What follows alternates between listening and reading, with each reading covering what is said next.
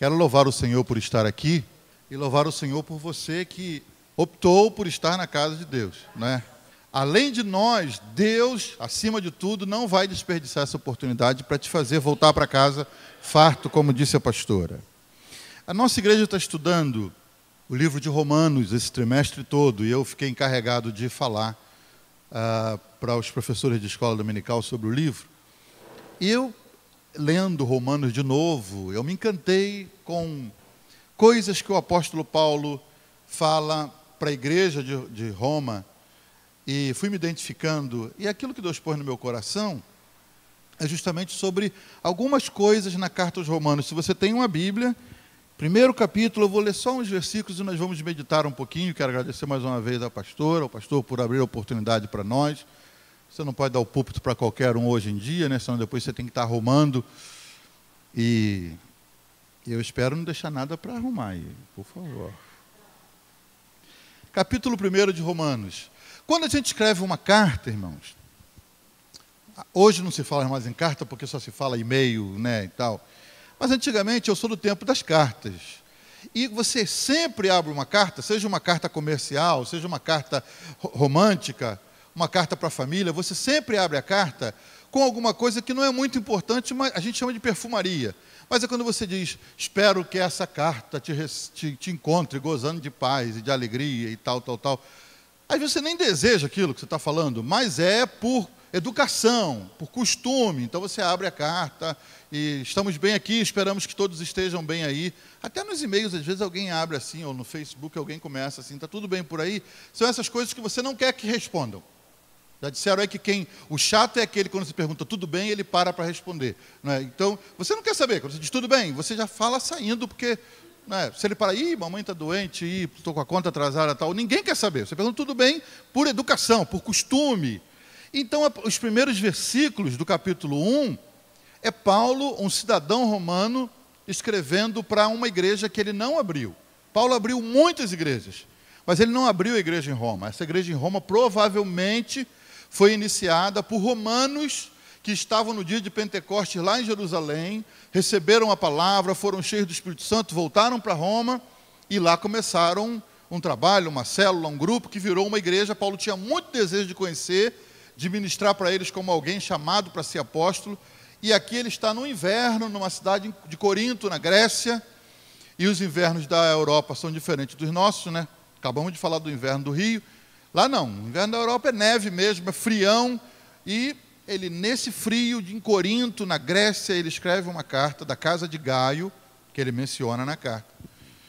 Um discípulo dele, ele escreve a carta para uma igreja que ele tem desejos de visitar. Isso só para você se posicionar, porque uma coisa é você ler um texto de Romanos, Paulo, capítulo 1, verso 16 a Romanos, diz lá, não me envergonhe do evangelho de Cristo, que lindo.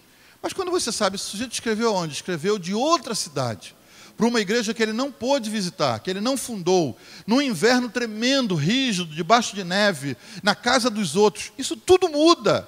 Você está hospedado na casa que não é sua, no inverno, numa cidade que você não nasceu, não é a sua cidade, e você tira tempo para escrever uma carta para uma igreja longe dali, que você um dia pretende visitar para firmar as bases, para falar das verdades do Evangelho. Então isso tudo muda. Então Paulo começa, os primeiros versículos aqui do capítulo 1, são aqueles versículos que eu falei de perfumaria. Espero que vocês estejam bem, eu estou bem, tem aqui comigo fulano, fulano, fulano, fulano, mas a carta não vive disso. A essência da carta, o suco, começa no versículo 8. Eu quero ler do versículo 8 até o 14. Só esse iniciozinho aqui, vamos falar um pouquinho sobre isso. Ele diz assim, estão aí comigo, Romanos 1:8? Antes de tudo, na minha versão diz, antes de tudo, sou grato a meu Deus, mediante Jesus Cristo, por todos vocês, porque em todo o mundo está sendo anunciada a fé que vocês têm. Deus, a quem sirvo de todo o coração pregando o evangelho de seu Filho, é minha testemunha de como sempre me lembro de vocês, em minhas orações. E peço que agora, finalmente, pela vontade de Deus, seja-me aberto o caminho para que eu possa visitá-los. Anseio vê-los, a fim de compartilhar com vocês algum dom espiritual, para fortalecê-los. Isto é, para que eu e você sejamos mutuamente encorajados pela fé. Quero que vocês saibam, irmãos, que muitas vezes planejei visitá-los, mas fui impedido até agora. Meu propósito é colher algum fruto entre vocês, assim como tenho colhido entre os demais gentios. Só até aqui. A carta tem muita coisa, irmãos. Mas esses pontos do versículo 8 ao versículo 13, na realidade, até o 13, tá bom. Do 8 ao 13, Romanos de 1 de 8 a 13, são suficientes para a gente fazer um seminário de uns 3 dias, manhã, tarde e noite, só pegando o que Paulo tinha no coração para falar para a igreja Shalom de São Gonçalo. Paulo não escreveu apenas aos romanos. Ele não tinha ideia da transcendência, ele não podia imaginar que o Espírito Santo ia pegar o que ele escreveu naquele inverno, dentro de uma casa de um amigo, para Deus, o Espírito Santo ia usar para abençoar essa igreja hoje. Paulo não sabia nem que ia viver tanto tempo e nem que Jesus ia demorar tanto. Porque ele diz aos Tessalonicenses assim, porém nós, os que ficarmos vivos, não precederemos os que morrem, os que morreram. Ele achava que Jesus estava voltando naqueles dias. Então ele disse, nós não precederemos, a gente já está indo embora. E a vida dele foi em cima disso, 2000 anos já se passaram. Deus tinha que pegar essas cartas, fazer com que elas rodassem o mundo, chegassem até nós e chegassem até hoje aqui, era o propósito do Senhor. Mas Paulo começa dizendo assim, olha a expressão, antes de tudo sou grato a meu Deus. Primeiramente, dou graças a Deus, a minha versão diz antes de tudo. Queridos, aqui quem está escrevendo é um cidadão romano. Eu tenho uma ideia um pouquinho melhor do que é a cidadania, porque eu tenho 2 cidadanias, a brasileira e a de lá de fora. E Paulo, assim como eu, sabia de que você só pode conquistar a cidadania por 2 maneiras. Ou você nasce no lugar, e aí você é cidadão, eu sou cidadão niteroense, nasci em Niterói. Então, por nascimento. Mas sou cidadão americano por naturalização. Vivi muitos anos e me tornei residente, e depois me tornei cidadão americano. Então, hoje, quando eu entro no Brasil, eu uso o passaporte verde, quando eu entro nos Estados Unidos, eu uso o azul, e às vezes facilita, às vezes prejudica. Se você vai num país árabe, então a gente usa só o verde brasileiro, que os brasileiros são muito bem quistos, guardam o azulzinho no bolso. E se você vai num país da Europa, tal, você usa o azul, que facilita. Geralmente o brasileiro ajuda muito, o passaporte brasileiro, mas tendo os 2 facilita. Eu não nasci nos Estados Unidos, meus netos nasceram. Eles são por nascimento, cidadãos americanos. Eu sou por naturalização. Paulo está escrevendo aos concidadãos romanos. E ele sabia o que era ser cidadão romano, porque ele nasceu numa cidade do Império, então ele naturalmente nasceu cidadão. Mas ele sabia que tinha muito romano, muita gente vivendo em Roma, membro da igreja romana, a igreja de Jesus lá em Roma, que não era cidadão por nascimento, que foi trabalhar lá por causa do Império, já tinham sido expulsos de Roma pelo imperador Cláudio, que agora tinha morrido, e os crentes estavam voltando para a cidade. Então ele sabe tudo isso quando ele escreve a carta. Então ele diz, antes de tudo, dou graças. Vamos tirar algumas lições para nós. Paulo diz, antes de tudo, sou grato. Antes de qualquer coisa na vida, se você é servo de Deus, você tem que ser grato. Ingratidão, irmãos, é um pecado sem pena. Ninguém, não sei se essa igreja aqui exclui por ingratidão, exclui. Mas eu nunca conheci uma igreja que exclui por ingratidão. Já pensou na Santa Ceia? Vamos excluir o irmão, porque a igreja fez tudo por ele, abençoou, ele nunca foi grato, mas estamos excluindo o irmão. A igreja não exclui, mas ingratidão é pecado. É pecado. Oh, brincadeira.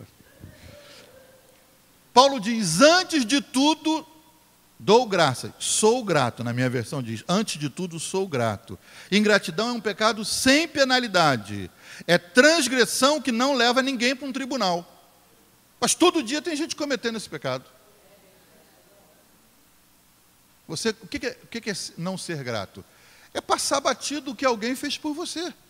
E se você não se acostuma a agradecer aqui embaixo as coisas que fazem por você, notadamente você vai deixar de agradecer a Deus pelas coisas que Ele faz. Você começa a achar que é obrigação. Deus te salvou por obrigação. Ou então porque você é melhor que os outros. Ou, qual é a ideia que algumas igrejas hoje desenvolveram? Você se salvou? Que bênção. Você não? Azar o seu. Eu não vou fazer nada para te ajudar, meu. Eu estou dentro, eu estou na lista. A hora que o senhor chamar, eu estou indo. Você não foi? Que pena. Ninguém orou por você? Ninguém te falou? Eu também não vou falar. Não é normal que a gente se preocupe com as pessoas que não estão indo, como elas têm que entrar no nosso bonde, elas têm que ir. Por quê? Porque esse sentimento de gratidão é uma coisa muito velha, muito antiga. Nós não podemos aceitar isso no nosso coração. Nós estamos vivendo hoje uma geração de mendigos espirituais. Gente que só sabe pedir, que não sabe agradecer. Como é que são nossas orações? Da sua oração, qual a porcentagem de ações de graças? 10%, 20%, 30%?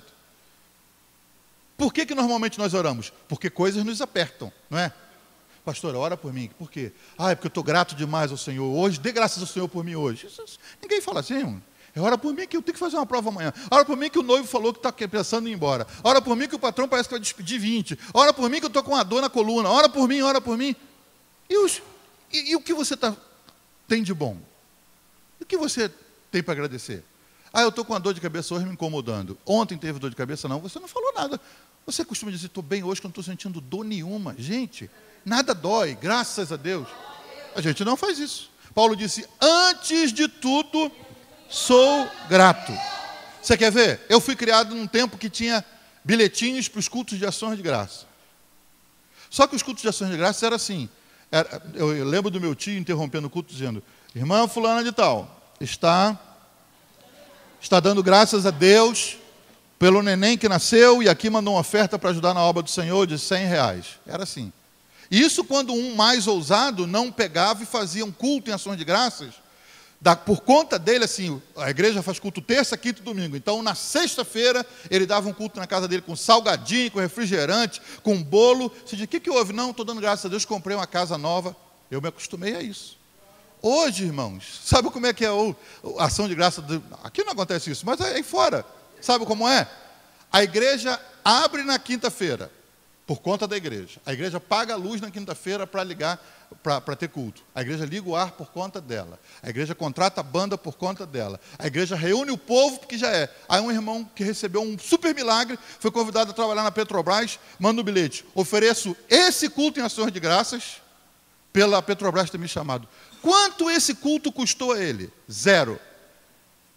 Ele não trouxe a banda, ele não pagou a conta, ele não disse tem 100 para o ar-condicionado, ele não trouxe um bolo, ele não trouxe olha, culto em ação de graça eu estou oferecendo. Mas como é que você dá a Deus com o chapéu dos outros assim? Se ele disser, pastor, o culto de hoje, eu vou dar uma oferta de 500 para o pregador, porque é ação de graças. Porque o Senhor abriu uma porta, me deu uma casa. Nós estamos vivendo, irmãos, no meio de uma geração de mendigos. Só pedem. Só pedidos. Cada dia é mais raro nos púlpitos os bilhetes em ações de graças. Ninguém agradece mais por hoje. Estou vivo. Hoje eu já fui a Petrópolis, fui ao Rio, do Rio fui a Petrópolis, voltei, engarrafamento na vinda de Petrópolis, engarrafamento da ponte, engarrafamento na litorânea, vim correndo para entrar aqui e disse, Senhor, eu quero ministrar hoje para o teu povo que estiver lá. Deus me levou em paz, nenhum pneu furou, não caiu um parafuso, tinha dinheiro de pedágio, bênção, o que eu tive que fazer, fiz, voltei. Então tem que dar graças a Deus. Eu não posso entrar no culto da mesma maneira, entrar e vou. Não, tem que ter um minuto para dizer, Senhor, antes de tudo eu te dou graça. Estou vivo. E se eu viesse, fosse tudo bem, na hora que eu chegasse ali, desse um pigarro e a voz sumisse. Aí eu ia vir, irmãos, ora por mim, porque eu não posso ministrar, porque a minha voz desapareceu. Aí eu ia lembrar de pedir a Deus. Por que eu não lembro de agradecer que a voz ainda está aqui? Que você está falando e eu estou ouvindo. Nós temos sentidos que todo dia de manhã, quando nós acordamos, eles estão funcionando. Nenhum de nós acorda e faz. Você checa tudo? Está tudo funcionando? Não, tu já acorda, abre os olhos, está funcionando a visão. Ouviu a mãe gritar, falando, olha a hora, você está funcionando a audição. Sentiu o cheiro do café da manhã, está funcionando o olfato. Pisou, o tato, está tudo bem. Já merece obrigado, Senhor. Oh, Deus. Acordei, estou inteiro, não está faltando nada, está tudo funcionando. Paulo diz, antes de tudo, dou graças. Quando a gente lê a história de Davi, irmãos, a gente se irrita. Como um sujeito tão sem vergonha, tão safado, tão ordinário, pode ser o homem segundo o coração de Deus. Eu sei por quê. Porque Davi fazia umas coisas que ninguém fazia. Davi escreve um salmo, Salmo 103.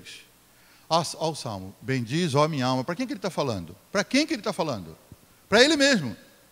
Se a alma dele naquele dia estava meio enxovadinha, ele falou, bendize, ó minha alma, ao Senhor. Você hoje não vai ficar quietinha. Bendize, ó minha alma, ao Senhor, e tudo que é em mim, raciocínio, vontade, sentimentos, bendiga o seu santo nome. Bendize, ó minha alma, ao Senhor, e não se esqueça de nenhum dos seus benefícios. Um homem desse acorda de manhã cheio de problemas, cheio de safadeza. Mas ele faz uma oração dessa e diz, é desse que eu gosto, é com esse que eu vou. É esse aí, ó. Hoje a gente vai fazer muito, Davi. Você já começou me agradecendo de manhã. Agora, você santo, você que não faz as coisas que Davi faz, mas você acorda dizendo, eu não sou como ele, Senhor. Eu não sou. E o Senhor está esperando, cadê a ação de graças por ter acordado vivo? Que já morreram 3 milhões hoje, ele não está nessa lista. E você, Senhor, o Senhor sabe que eu não sou como essa turma. O Senhor sabe que eu sou e tal, tal. E aí não acontece nada no seu dia. Por que Davi ganhava o coração de Deus? Porque Davi era grato em todas as coisas. Levou 3 anos para cair a ficha na cabeça de Davi, quando o Senhor começou a punir o povo de Israel, até o dia que ele falou, Senhor, o que está havendo? E o Senhor disse para ele que mandou o anjo, e o anjo estava matando, já tinham morrido não sei quantos mil, então ele sai, Senhor, não faz isso com o povo, faz comigo, Senhor, e tal. E aí Deus permite que ele veja o anjo que está passando para arrasar com mais gente, em cima da propriedade de um tal de Araúna. Davi corre para lá, implora o Senhor, o Senhor diz para o anjo, ok, daí tá bom. Quando o pobre do Araúna está arando a terra lá com os filhos, e vê chegar a carruagem real na fazenda dele, na propriedade dele, de alguma coisa aconteceu. O que houve? Ele diz, o que houve para o meu rei vir me visitar? Ele disse, não, é que o anjo do Senhor estava por minha causa, ferindo o povo, e eu intercedi, e foi aqui em cima da sua propriedade que ele parou, eu quero oferecer um altar ao Senhor aqui. Já era grande, já era bom só fazer isso. O Araúna, tocado pela visita do rei, diz, meu rei, e não era baiano, mas ele falou, meu rei, a propriedade é sua. Ele falou, não, eu preciso de lenha. Esse arado aqui, você pode usar de lenha. Não, eu preciso de gado. O gado eu te dou. Ele falou, não, Araúna, tu vai me tirar o prazer de dar a Deus algo que me custe. Quanto vale a sua propriedade? Não está vendo. Quanto valeria? Ah, valeria 100 mil. Te dou os 100 mil pelo pedaço de terra, vou te pagar pela madeira, vou te pagar os bois. Não quero dar a Deus algo que não me custe nada. Você alcançou isso? Por que Deus tinha que gostar tanto de Davi? Porque Davi sabia agradar o coração de Deus. E o próprio Jesus cobrou ações de graças, cobrou gratidão, quando andou por essa terra. Uma vez ele estava passando num terreno, numa estrada, e você sabe que por causa da lei cerimonial, os leprosos não podiam se aproximar dos soldados, dos sadios. Então um grupo de leprosos, do meio do mato, a uma distância que a voz deles pudesse alcançar Jesus, começaram a gritar, tem misericórdia de nós, Jesus, tem misericórdia de nós. Aí Jesus para e vê aquele grupo de gente doente, com os panos amarrados, afastados da cidade, da civilização, marido que não via a mulher há muito tempo, pai que não pegava uma criança no colo há muito tempo, gente afastada do trabalho, tudo por causa de uma lepra. O Senhor olha, se apieda, se compadece, e Ele não diz, recebam a cura, nem diz, vem aqui que eu ponho a mão. Ele simplesmente diz, vão e se apresentem ao sacerdote. Por quê? Porque se um leproso achasse que ele estava bom da lepra, ele tinha que ir no sacerdote, o sacerdote fazia um teste, fazia um exame, aí disse, não, realmente você não tem que ficar uns dias afastado, e aí tinha uma série de banhos, até que o sacerdote dava uma carta, e você pode voltar a viver em família. O Senhor disse para eles, vão e se apresentem ao sacerdote. O Senhor pulou assim, um bocado de etapas na vida deles, como dizendo, quem está curado, que era leproso, vai direto ao sacerdote. Eles não ficaram curados, mas foram. A Bíblia diz que no que foram, olha, quanta gente deixa de receber o milagre, irmãos, porque nunca vai. Recebeu a palavra de orientação do Senhor, vai, mas não viu nada no final da curva? Ah, não vou não vi nada ainda. E nunca vê, porque nunca foi. O Senhor disse, vão e se apresentem ao sacerdote. E Jesus virou as costas. Lá vão um grupo pelo meio da estrada, na direção do sacerdote. A Bíblia diz, estando de viagem para o sacerdote, notaram, estamos limpos, estamos curados. O que eles fizeram? Correram para lá, porque agora era só o sacerdote dar o papelzinho, fazer o teste e voltar imediatamente à vida que eles estavam afastados há tanto tempo. Eram 10 e 9 correram para lá. Um falou, gente, eu tenho que fazer outra coisa antes. Eu estou doido para ir para casa, doido para ver as crianças, mas eu tenho que voltar para agradecer, que Ele mudou a nossa vida. Os 9 disseram, então vai você. Aí volta, Jesus já foi embora e ele vem pelo caminho. Viram por aqui um sujeito assim com um grupo em volta e tal, até que ele acha Jesus. Correr atrás, irmãos, só para dar graças. Estou longe disso. Como eu estou longe desse homem. Quando ele acha Jesus, interrompe. Aí você vê que Jesus deu uma olhada assim, ele viu quantos eram, ele viu quem eram. Os samaritanos se vestiam diferente dos judeus, falavam com sotaque diferente. Ele veio, Senhor, o Senhor disse, pois não, Senhor, voltei para te agradecer. O que foi? Eu era leproso agora há pouco, e o Senhor foi aquele que falou, e o Senhor diz assim, mas não eram 10? Não esqueça, irmão, Jesus é judeu. Judeu sabe fazer conta bonitinho. Jesus podia falar, muito bom, mas antes ele disse, não eram 10? Naquela olhada ele falou, tem 10 ali, curei 10 agora. Vamos ver quantos voltam. Ele falou, não eram 10. Disse, Senhor, só você voltou para agradecer? Olha o coração de um Deus que anseia por um muito obrigado, Senhor. Aí ele disse, Senhor, eu voltei para te agradecer. O Senhor fez dele tema de mensagem, falou para os outros, só um samaritano, que vocês criticam tanto, viu? Só um samaritano voltou. Os outros 9 judeus estão lá, atrás do papel deles para tocar a vidinha deles. Esse voltou. Deus te abençoe. Elogiou o samaritano e deixou o exemplo para nós aqui da Shalom. Você entendeu como é importante, antes de tudo, ser grato ao Senhor? Acho que vale até a gente parar um minuto para dar graça ao Senhor, não vale? Você levanta a sua mão aí e agradeça ao Senhor um minutinho. Obrigado, Senhor, por estar aqui nessa igreja. Muito obrigado, Senhor. A gente às vezes só valoriza o que tem, irmão, depois que perde. Eu estava entrando ali, vendo o grupo aqui, não é? Querido no teclado ali, fazendo um trabalho extraordinário, a irmã cantando, a voz linda. Foi você, não foi? Cantou? Deus te abençoe. Aí a gente às vezes olha, a primeira coisa que você vê, cadê a banda dos 10? Poxa, só tem 2, 3. E se não tivesse nenhum? Nem um instrumentinho, nem uma gaitinha para te acompanhar, nada? Aí seria uma reclamação maior ainda, não é? Nós nunca agradecemos pelo que temos, sempre notamos o que está faltando. Maridos que chegam em casa e a mulher preparou um arrozinho, daquele gostosinho, soltinho, um feijãozinho cheiroso, e só deu para fazer um ensopadinho com batata. Mas no domingo ele foi na loja e ele trouxe cenoura, ele trouxe chuchu, ele trouxe beterraba. A batata está no ponto, a carne está tremenda, o arroz está soltinho, o feijão está no jeito. O que você fez com a cenoura que eu comprei domingo?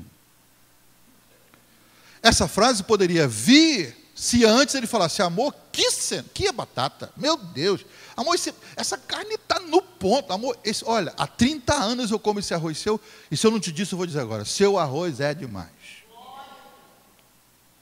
Mas nós achamos que é a obrigação da esposa fazer um arroz sem queimar, um feijão do jeito, uma batata no ponto e uma carne deliciosa, todas as vezes que ela cozinha. E cozinhar há 30 anos, irmão, não há quem aguente. E elas estão aí aguentando. E sem agradecimento. Mas aí você lembra da cenoura. O que você fez da cenoura que eu te comprei domingo? Você acha que ela vai assentar-se à mesa com você com alegria? Se Deus lá em cima já se aborreceu, falou, oh, ingrato, infeliz. Isso tudo que está na mesa, você não prestou atenção? Não, não comprou, não fez um refresco, não fez um suco, não fez nada? Ah, amor, não deu tempo. As crianças, fui na escola, que me chamaram que seu filho quebrou um negócio lá, e tive que comprar não sei o quê, pegar o vale transporte, e fui. A pobre fez 500 coisas no dia, mas ela não fez o maguari lá, o caju e tal. Tem que engolir isso a seco e tal. Ah, irmão, essa comida. Se a mulher já magoou, é porque lá em cima já está magoada há muito tempo. Porque você não agradece. Porque nós sempre nos incomodamos com o que falta, com o que queimou, com o que está ruim, e o que está bom a gente não. A gente passa batido. Paulo disse, antes de tudo, sou grato. Vamos para o verso 11. Você entendeu essa parte, né? Entendeu? Diga amém. Diga para o seu vizinho assim, vigia, vigia. Depois que ele fala isso, que ele dá graças ao Senhor por coisas, antes de tudo, aí ele vai para o verso 11 e diz assim, 11 e 12. Anseio vê-los a fim de compartilhar com vocês algum dom espiritual, para fortalecê-los, isto é, para que eu e vocês, falem eu e vocês, para que eu e vocês sejamos mutuamente encorajados pela fé. Quero que vocês saibam, irmãos, vamos deixar o 13 para depois, só o 11 e o 12. O que a gente aprende nesses versos 11 e 12? Já que a gente aprendeu que temos que ser gratos antes de tudo.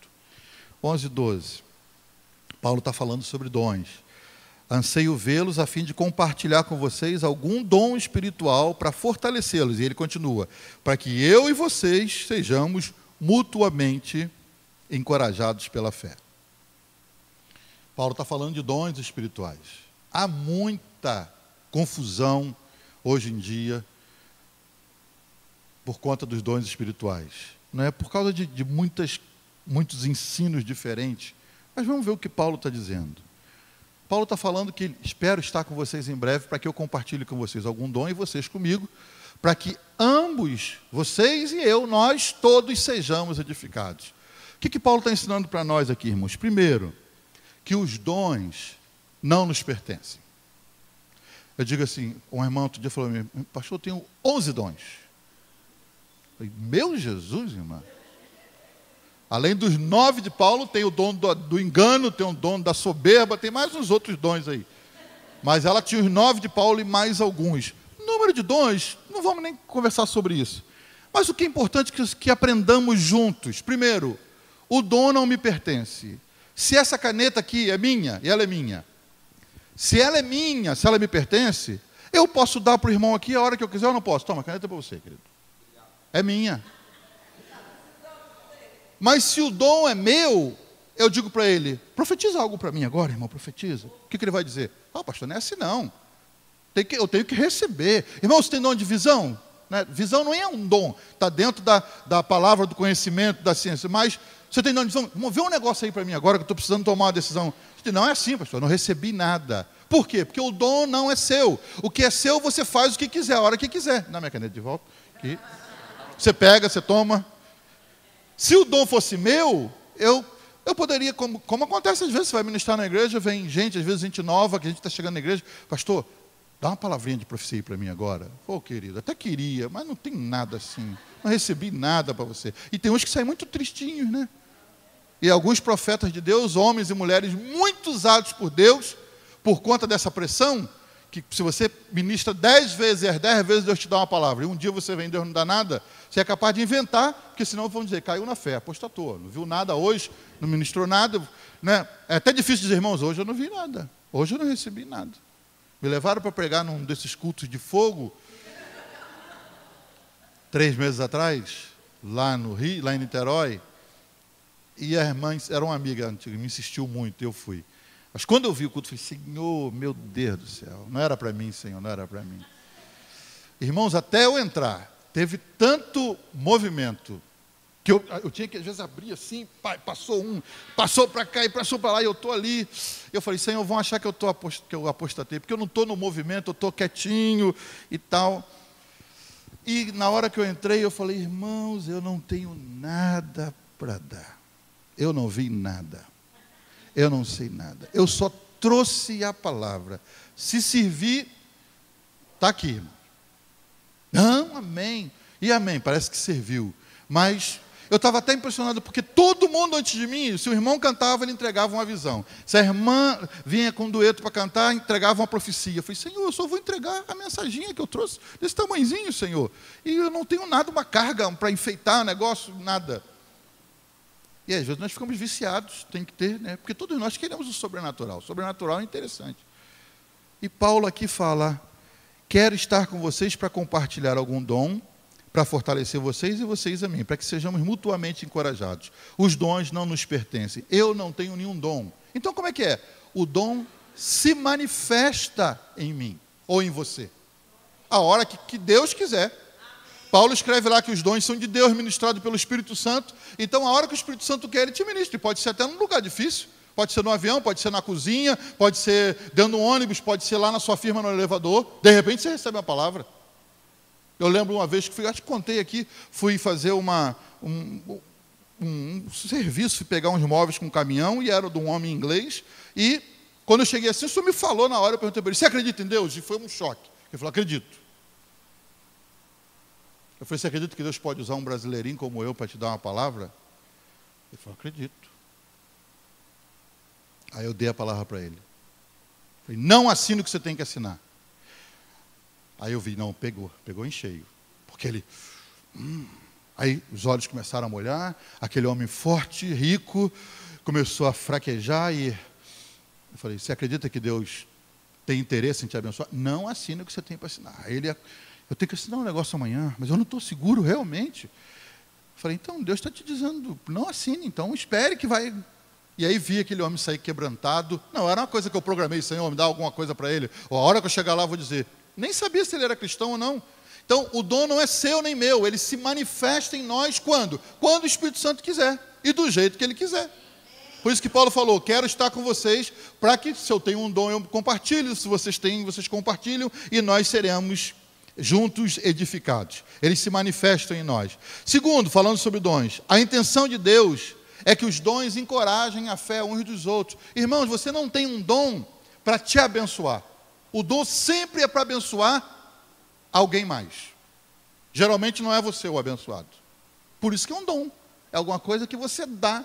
Manifesta em você para que você abençoe outro. Se antes de sair ali, você encontra com o irmão, rapaz, Deus põe uma palavra no coração, assim, assim, assim. O irmão sai edificado, ele estava pedindo direção a Deus, Deus mandou. E você? Você sai glorificando a Deus porque foi instrumento. Eu não ganhei nada com isso, pastor. Não ganhei nada. O irmão nem me deu uma oferta, nem nada. O dom é para abençoar outro. Assim como Deus vai usar outro para abençoar você. Então a intenção de Deus é que os dons encorajem a fé nos outros. Esse homem que eu dei a palavra, eu tenho certeza que a fé dele foi encorajada. Porque a minha primeira pergunta foi, você crê em Deus? Ele falou, creio. Eu falei, então Deus vai falar com você agora. E aí mandei a palavra de Deus e ele recebeu. A fé dele em Deus, se estava fraquinha, fortaleceu naquele dia. Essa é a intenção do Senhor quando usa os dons. Deus não quer nenhum superstar na sua obra.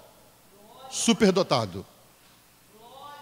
Se o irmão daquele irmão não vier na oração, não tem graça. Porque tá, ele recebe.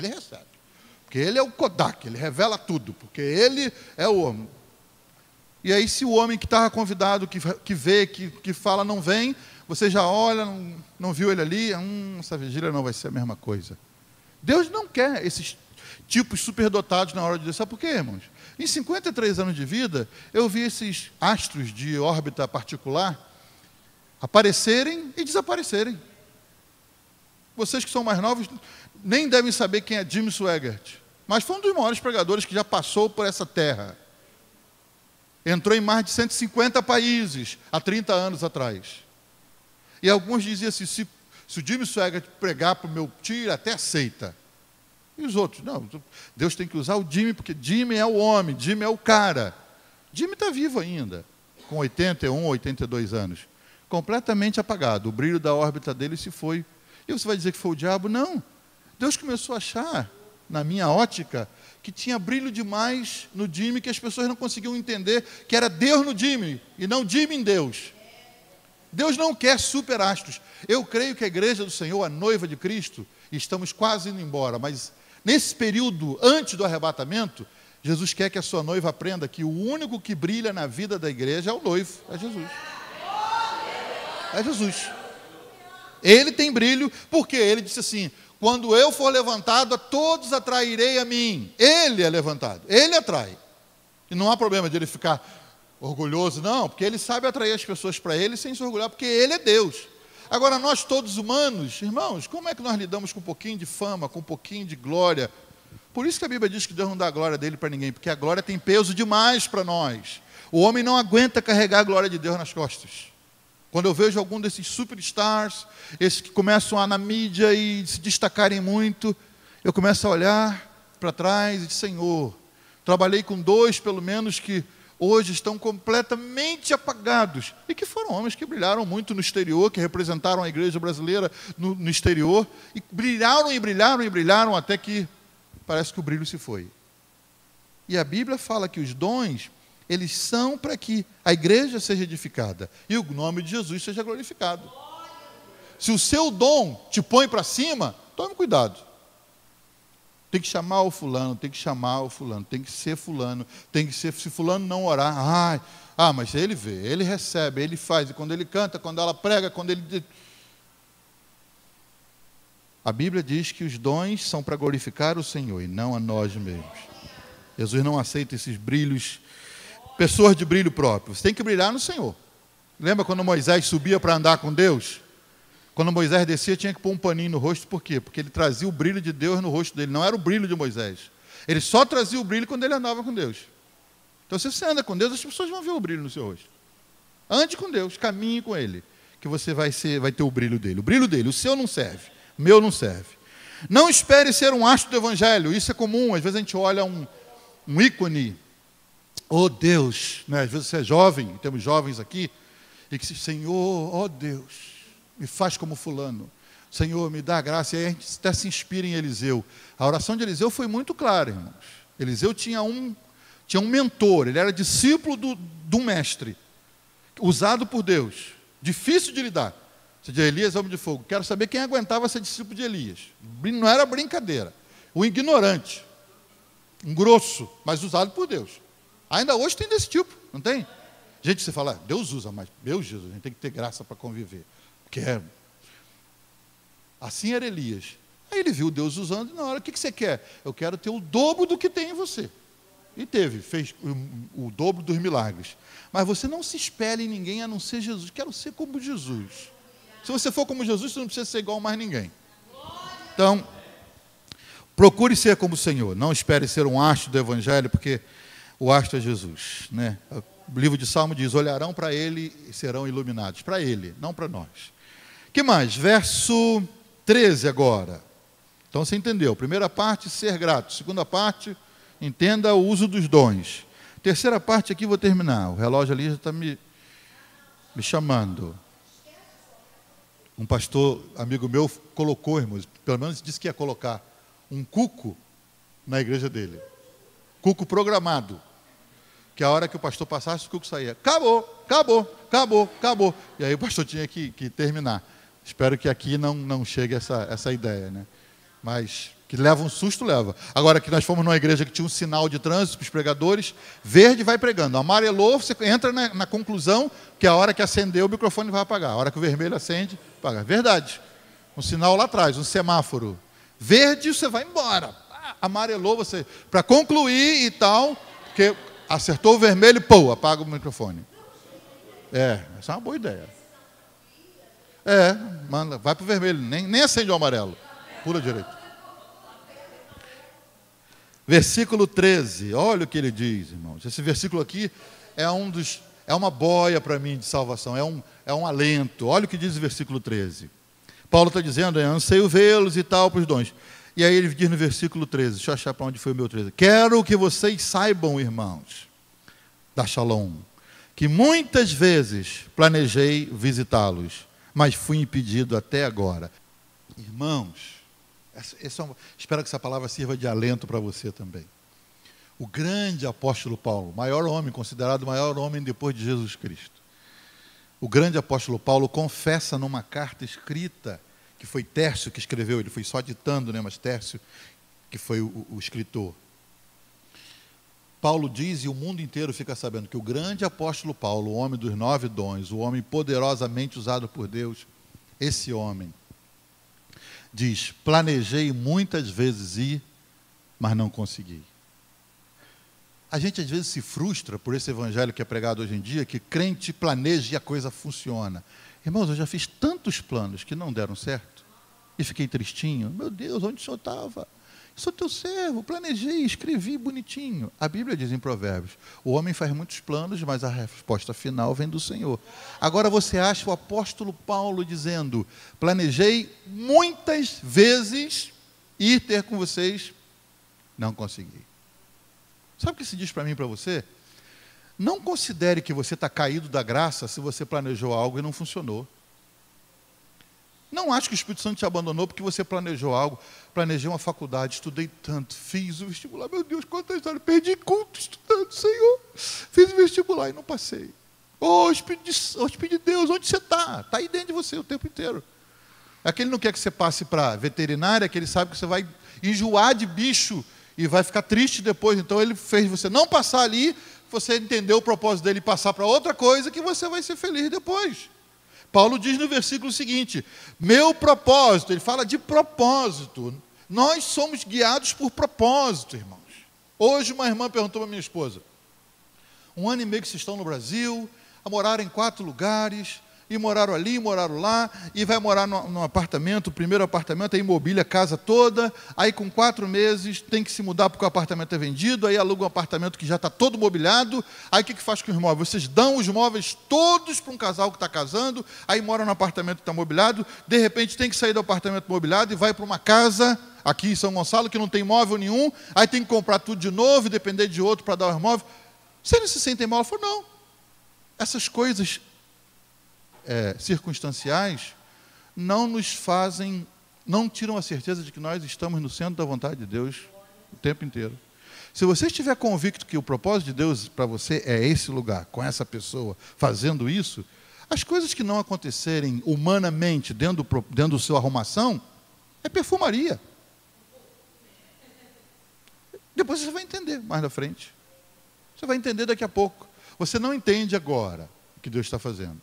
E Deus não vai se encarregar de contar para você, ó, eu vou te tirar daquele emprego, você vai ser despedido. Você vai passar uns dias de choro, de vergonha, vai ser despedido, ficar com peninha de você mesmo, vai querer cair na fé, não vai ficar triste, não vai na igreja, vai reclamar de mim. Mas lá na frente você vai entender que eu tinha um outro emprego e esse aí você não largava de jeito nenhum. Então só te despedindo para você sair e você conseguir enxergar outra porta que eu estou abrindo para você. Então eu vou fazer com que você seja despedido. Deus não explica assim. Simplesmente você sai de manhã todo alegrinho para o trabalho, que você diz, nesse trabalho eu vou me aposentar. E daqui a pouco volto para casa, mãe, me mandaram embora. Sem razão, mãe, isso é o diabo no meu calcanhar. Tem gente querendo, Deus, fui eu, filhinho, que fiz isso, que diabo, nem sabia que eu ia te despedir hoje. E aí você fica triste também, o que eu vou fazer agora? Aí vem para a igreja e canta esse hino. Confiarei em ti, Senhor. Eu não vou andar preocupado com os finais dos males do alma. E canta chorando, né? Não vou me preocupar com isso, com aquilo. Por quê? Agora perdeu o emprego, preocupou? Deus não é capaz de te dar o que você precisa sem emprego? Que é isso, irmão? Deus sabe. Há 60 dias atrás, quando eu viajei para os Estados Unidos, Deus sabia como eu estava indo. Tinha um montão de coisas para arrumar lá. Aí eu fui pregar numa igreja. Uma igreja bem pequena, me imagina uma igreja pequena. E é porque era um amigo, ele falou, não, que isso, vamos lá. E fui ministrar dia de semana. Quando acaba o culto, o pastor insistiu que a gente comesse algo. Eu falei, não posso, porque eu ia viajar no dia seguinte. Ai, Senhor, vamos lá, vamos comer. Fui comer, na mesa ele... Você acredita que Deus fala? Eu falei, rapaz, você não acredita num negócio desse? Rapaz, você acredita que você estava pregando? E Deus falou comigo assim, antes ele perguntou, você está indo aonde? Aí eu falei, essa cidade, essa cidade, essa cidade. Essa última que você falou fica em que lugar? Eu falei, nesse lugar. Ele falou, ok. Eu falei, por quê? Por quê? Você conhece? Eu falei, não. É porque eu fiz um código com Deus, que você estava pregando, Deus falou assim, dá 1000 para ele quando ele terminar. Ele não era o homem que ia me dar a oferta. Ele foi tocado, Deus falou no coração dele, dá 1000 para ele quando ele terminar. Aí ele falou assim, não gostei não. Gostei não. Por que eu vou dar 1000? Ele falou, dê a ele. Aí ele fez um teste, então só se ele disser que ele vai na cidade tal. Aí ele me perguntou, você está indo aonde? Eu falei, tal e tal e tal. Ele falou, então é para te entregar mesmo. Eu não toquei no assunto, nem disse depois, rapaz, olha, se Deus sabe suas necessidades, cada uma delas, por que você vai se preocupar? Você tem que entender o que Paulo está dizendo aqui, que Deus está cuidando de você, empregado ou não empregado. Desempregado ou empregado, Deus vai fazer chegar até você. Mas, como servo de Deus, fazemos planos que falham. Fui ministrar numa igreja, eu disse assim, irmã, é melhor chorar, é uma frase que eu gosto, é melhor chorar 30 dias do que chorar 30 anos. Se você tiver que romper esse noivado agora, rompa. E aí passou um tempo, quando eu voltei lá, pastor, fiquei com muita raiva naquele dia, porque meu noivo rompeu o noivado. Pastor, ele rompeu o noivado por causa da mensagem. Eu fiquei muito bravo, quis te matar, quis saber onde você estava e tal.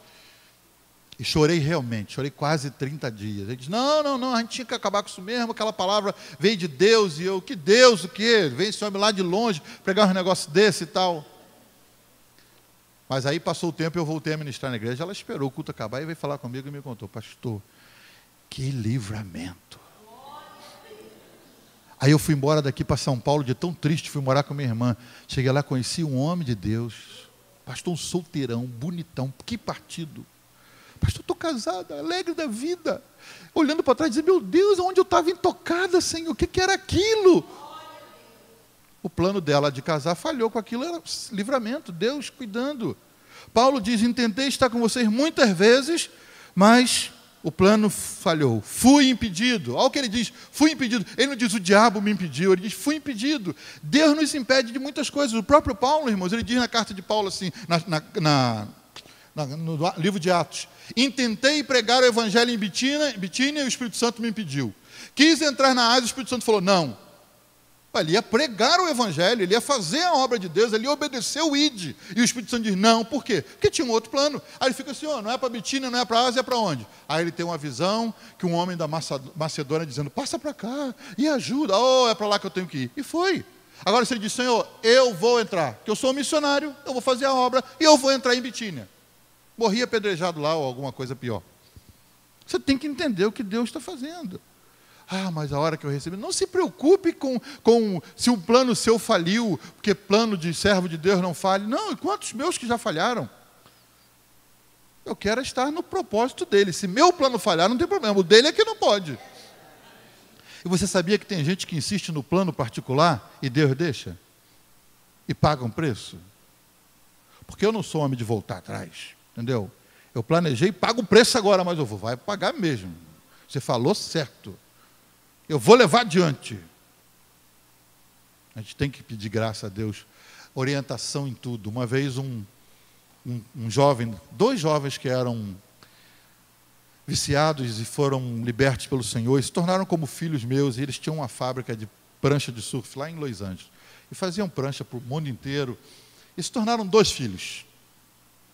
Mas 2 garotos que vieram da droga. E quem vem da droga, que usou muita droga pesada, já fala lento. Você sabe o que é, né? E eu não podia elogiar eles em nada, porque um vinha com a calça jeans roxa, com a correntona assim, isso é 15 anos atrás, 20 anos atrás. Se eu dissesse assim, bonita a calça ali, é sua, e tirava a corrente e me dava. Não quero. Toma aqui, não quero. E de tanto apego que tinham. E um dia ele chega e diz, pastor, a gente quer te dar um presente. O que é? A gente quer te dar um carro conversível.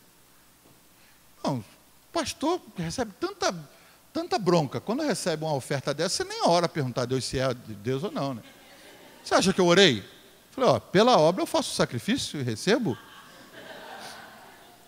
Então vamos lá pegar o carro, pastor. O carro está vindo do Havaí e tal, glória. Carro importado, conversível. Falei para minha esposa, amor, se prepara. Solta o cabelo, porque a gente vai pegar essas ruas da Califórnia, beira de praia, você vai ver. Lá vamos nós. Cheguei lá, fui com ele. Pegar o carro aonde? Pastor, primeiro tem que transferir para o seu nome. Claro, o carro é seu agora, então vamos transferir para o nome. Fomos no departamento de trânsito, quando ele botou os documentos lá, quero passar o carro para ele. Aí o homem deu os documentos, preencheu os documentos, quando está preenchendo, tem as multas para pagar. Que multas? As multas, porque o carro tinha umas multas. Pastor, o carro é seu agora. O carro é seu, pastor. E era mesmo, que eu tinha acabado de colocar meu nome. Não dava para dizer, não, volta. Já tinha dito que queria o presente, e não sei quanto mais, 400, não sei o que, $780 de multa. Meu Jesus, o que vocês fizeram? Pastor, um sinalzinho que a gente passa, uns negócios aí, mas o carro é seu. Mas, pastor, é um carro conversível? Tá, glória a Deus, vamos lá. Dinheiro que eu não tinha, pá. Agora o carro é meu. Documento na mão, glória a Deus. Vamos pegar o carro, está onde? Está num depósito ali da polícia. Por quê? Porque... Não, o carro está estacionado num shopping. Fomos lá no shopping. Cheguei lá, cadê o carro? Estava aqui nessa vaga, do lado dessa coluna. Vamos nos informar, chamamos a segurança do shopping. Um carro preto, conversível, tudo empoeirado. É porque estava aqui há muito tempo. A segurança do prédio, do shopping, viu que estava muitos dias aí, chamou a polícia rebocou. A polícia rebocou para onde? Lá para Malibu. Meu Deus. Pastor, esse é o carro. É o carro. Fomos para o depósito. Chega lá, eu vejo a mulher na máquina. Um dia, 21 dias de depósito, mas não sei o que, mais o guincho, mas não sei o que. 480. Jesus! O meu carro que eu não tinha visto ainda já estava me custando quase $1.500. Do dinheiro que eu não tinha, e eu estava usando o dinheiro do aluguel sem que minha esposa soubesse. E eu só dizendo, Jesus, por que eu não orei? Por que eu não orei, Senhor? Meu plano está indo por água abaixo, de fazer um passeio na beira da praia, num carro conversível. Vamos pegar o carro, é para pegar. Paguei tudo, que sem pagar, se não pagar, não tira. Tiramos o carro. Quando vamos lá, irmãos, bateria zerada, nada, ficou muito tempo parado. O que faz? Tem que rebocar daqui, senão vai pagar outro dia a partir de 6 da tarde. Não, vamos tirar esse carro daqui. Ele disse, pastor, tem um amigo que tem um reboque e puxa daqui direto para a oficina para dar um trato no carro e já vai, troca o freio e tal, acerta, dá uma lavada bonita e tal, e 24 horas o carro está no ponto, lá fomos. Chama o teu amigo. Chamou o amigo, autorizamos. O amigo pegou o carro, mas falou, não, mas não pode pegar aqui dentro, tem que tirar agora. Empurramos eu e ele, o carro, irmãos, até o shopping de novo, que ficava lá, onde o carro foi tirado, e arranjamos uma vaguinha, colocamos o carro lá. E avisamos o amigo, vem buscar o carro, está nessa vaga assim, assim, assim no shopping. No dia seguinte, o amigo me liga. O que vocês fizeram com o carro? Eu falei, eu que te pergunto, o que você fez com o carro? Eu fui lá buscar o carro com reboque, o carro não estava lá. Não é possível. Fui lá, procurei o outro plantão dos seguranças. Vocês viram o carro aqui? Vimos. O gerente falou assim, aquele maldito carro, roubado, botaram aqui de novo, guincha isso e leva para a polícia de novo. Guincharam pela segunda vez. Cheguei na polícia, o senhor gosta daqui, moço? Outros $100 pelo caminhão do guincho da polícia e mais 25 de um dia que o carro ficou lá de um dia para o outro. Agora eu falei, não, agora eu levo. Puxei ele para o lado de fora, chamei o guincho levou até a oficina, só para dar o trato, trocar as coisas do freio e tal. Aí eu falei, amor, deu trabalho, fui com muita luta para contar para ela aquilo tudo, né? Muita luta, meu Jesus. Que homem de Deus é você? Como é que você faz um negócio desse? Meu Jesus, esse aluguel para pagar, e você gastando coisa com o carro que você nem andou ainda e tal. Mas amor, você vai ver o carro vai ficar no jeito tal. No dia seguinte ligo, o carro está pronto? Pastor, está pronto e está tinindo, está lindo o carro.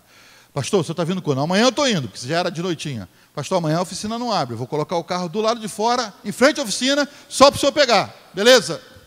No dia seguinte fui com minha esposa no carro, falei, amor, vamos até lá, e hoje eu passei. Falei, vou comprar um chapéu para você, bonito e tal, e nós vamos com esse carro, e chegamos lá, o carro não estava em frente à oficina, eu liguei para o meu amigo, cadê o carro? Você está em que rua? Então, é a rua da oficina, é aí mesmo e tal. Pastor, botei do lado de fora. Roubaram o carro, irmão, em frente à oficina. Eu nunca andei no carro. Aí, essa história toda que eu te contei nesses 10 minutos, eu fui para a delegacia. Quando o soldado veio e eu comecei a contar, irmãos, ele abaixou assim no balcão e dizia assim, desculpa, moço, mas eu vou ter que rir muito. E ria.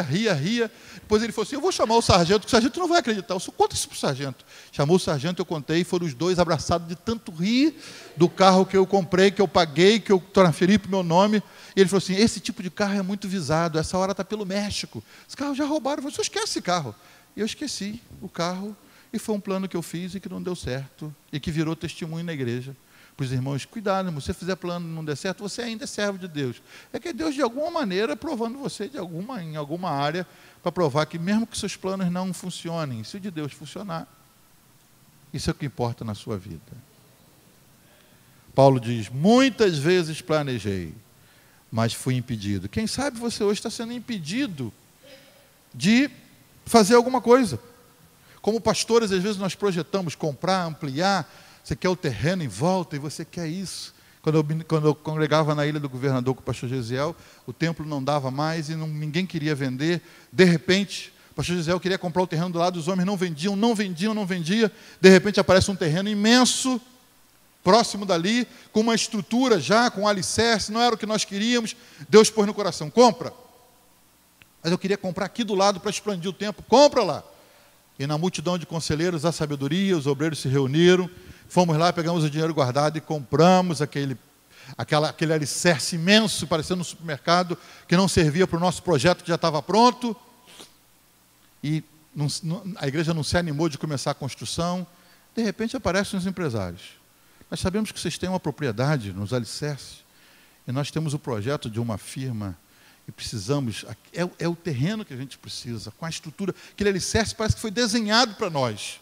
A igreja que tinha comprado por uma bacatela, porque era um terreno com um alicerce abandonado, vendeu 4 vezes o preço do terreno, e com o dinheiro começamos a ampliar para cima, fizemos mais um piso, aí o pessoal do lado viu que a gente ia crescer mesmo, que ia abafar, vendeu o terreno do lado. Os nossos planos de construir para o lado faliram. Quando nós fomos no plano de Deus para comprar um terreno que não queríamos, funcionou. Deus já tinha o comprador que podia comprar por aquele preço, Deus segurou para a igreja comprar barato e vender depois 4 vezes o valor e ter o dinheiro para fazer a construção para cima, para os lados e comprar os terrenos. Os planos de Deus são infinitamente melhores que os nossos. Não vale a pena você ficar choramingando um plano seu que faliu. Eu queria, eu ia mudar, eu fiz o plano, mas foi. Eu ia pegar um carro, eu ia entrar num consórcio, eu ia fazer, eu ia casar esse ano, mas não deu, eu ia. Paulo confessou, fiz muitos planos e eles não funcionaram. Mas o propósito de Deus está estabelecido. Amém? Você pode ficar de pé? Você entendeu? Entendeu? A cartinha de Paulo aos Romanos serve para você hoje? Qual é a primeira coisa que você tem que lembrar? Antes de tudo, você agradeceu hoje a alguém por alguma coisa? Esse dia já vão 21 horas desse dia de 24. Faltam 3 horas, menos de 3 horas para terminar.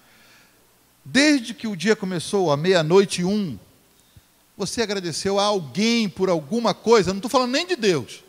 Você agradeceu a alguém por alguma coisa? Quem sabe a mãe, ao pai, ao patrão, ao amigo. Eu tenho desenvolvido, por conta do meu pai, o hábito de cumprimentar as pessoas. E sempre que eu estou saindo de um voo, se é um voo... Eu não tenho medo quando o avião sobe, irmão. Eu tenho medo quando ele desce, quando ele pousa, porque tem que ser muito bom piloto para pousar uma máquina daquela com aquele... Porque na hora que o avião sobe, basta acelerar. Subiu o avião, por causa da própria força da aerodinâmica no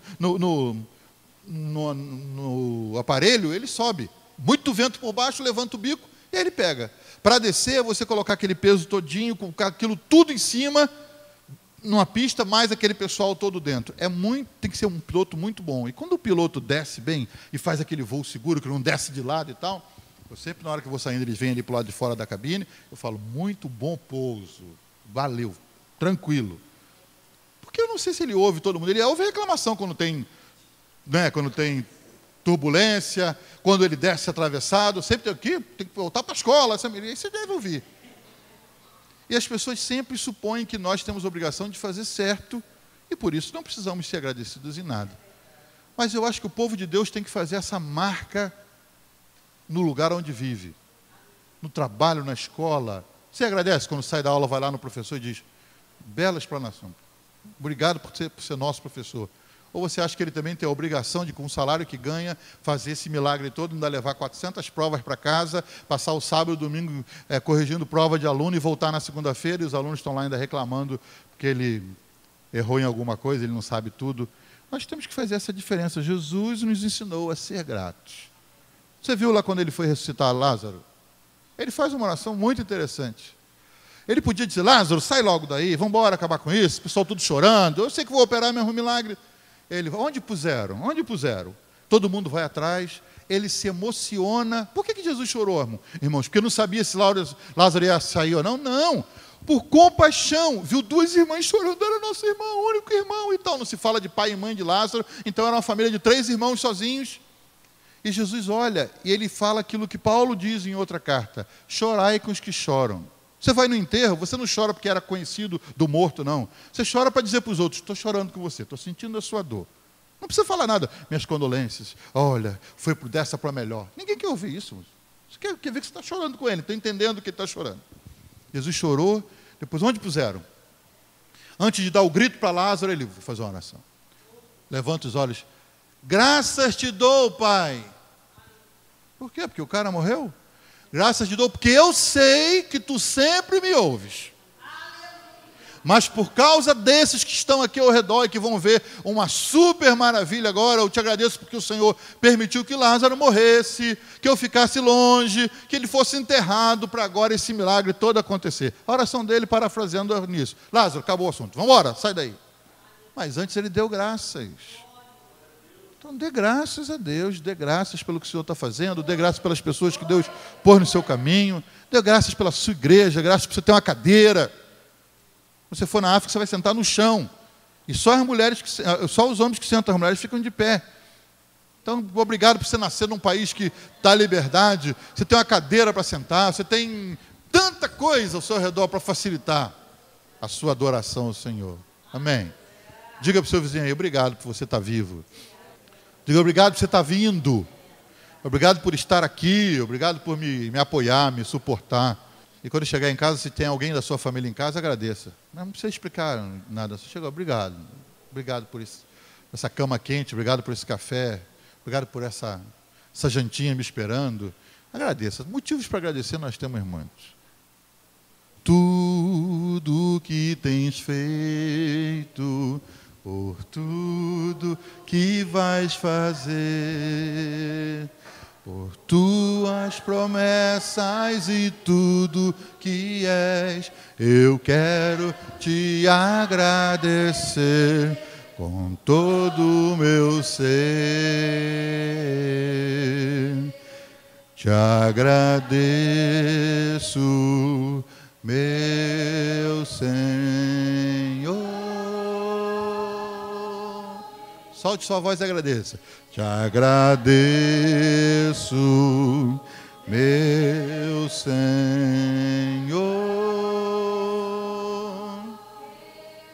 Te agradeço por me libertar e salvar, por ter morrido em meu lugar. Te agradeço, Jesus. Dá para você levantar as mãos? Eu te agradeço,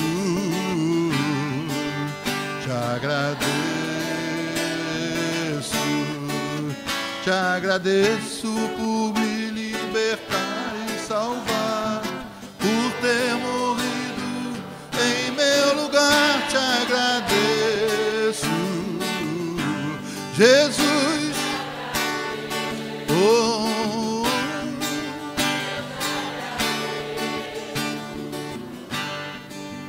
te agradeço, te agradeço.